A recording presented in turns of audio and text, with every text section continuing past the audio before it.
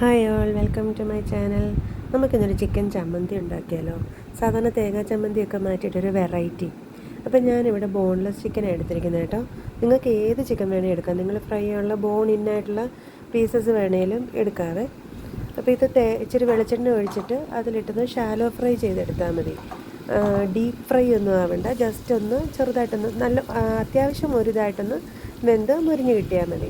അപ്പം ഞാനെന്ന് പറഞ്ഞാൽ ഇത് നമ്മളിപ്പോൾ ചിക്കൻ ഫ്രൈ ചെയ്യാൻ എടുക്കുന്ന ദിവസങ്ങളില്ലേ, അന്ന് ഇതിൽ നിന്ന് ഞാനൊരു 5-6 പീസ് എടുത്ത് മാറ്റിയിട്ട് അതൊന്ന് ചമ്മന്തി അരയ്ക്കും.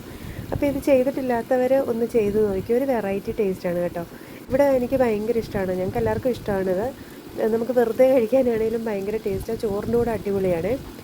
അപ്പം ഇതിപ്പോൾ ഞാൻ ബോൺലെസ് പീസ് ഒരു 1/2 കിലോ എടുത്തിട്ടുണ്ട്.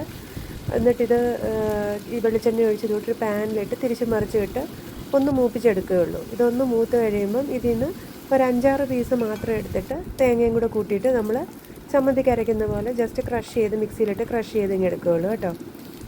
അപ്പോൾ ഇതൊക്കെ ഒന്ന് മൂത്ത് വന്നിട്ടുണ്ട്. ഈ ഒരു പാകമേ ഞാൻ ആക്കുന്നുള്ളൂ കേട്ടോ. ഇത് ഈ രീതിയിൽ തന്നെയാണല്ലോ നമ്മൾ കഴിക്കാനും ചോറിനോട് കഴിക്കാനും എടുക്കുന്നത്.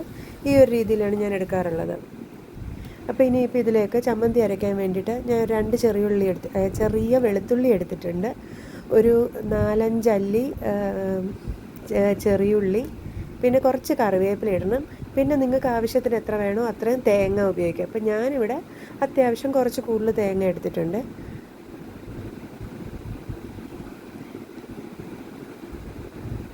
ഇനി തേങ്ങ ഇട്ടിട്ട് ഇതിലേക്ക് എല്ലാം കുറച്ചിട്ടാൽ മതി. ഒരു 1/4 ടീസ്പൂൺ മുളക് പൊടി ഇട്ടാൽ മതി. കാരണം നമ്മൾ ഓൾറെഡി ചിക്കന് മുളകെല്ലാം തേച്ചിട്ടുള്ളതല്ലേ, അപ്പോൾ അതുകൊണ്ടാണ്. അപ്പോൾ ഒരു 1/4 ടീസ്പൂൺ മുളക് പൊടി ഇടുന്നുണ്ട്. പിന്നെ അതിലേക്ക് സ്വല്പം ഉപ്പ്. അതും ഈ പറഞ്ഞിട്ട് ചിക്കനകത്ത് ഉപ്പുള്ളതുകൊണ്ട് നമ്മൾ പിന്നെ വേണമെങ്കിൽ ക്രഷ് ചെയ്തിട്ട് ഉപ്പ് പാകമല്ല വേണമെന്നുണ്ടെങ്കിൽ നമുക്ക് വീണ്ടും ആഡ് ചെയ്ത് കൊടുക്കാം. ഇനി ഇതിലേക്ക് നമ്മൾ ആ ഫ്രൈ ചെയ്ത് വെച്ച ചിക്കൻ പീസസ് ഉണ്ടല്ലോ, അത് ഇങ്ങോട്ട് പെറുക്കി ഇട്ട് കൊടുക്കുക. ഇപ്പം ഞാനിപ്പോൾ ഇതിലൊരു 5-6 പീസ് ഇടുന്നുള്ളേ.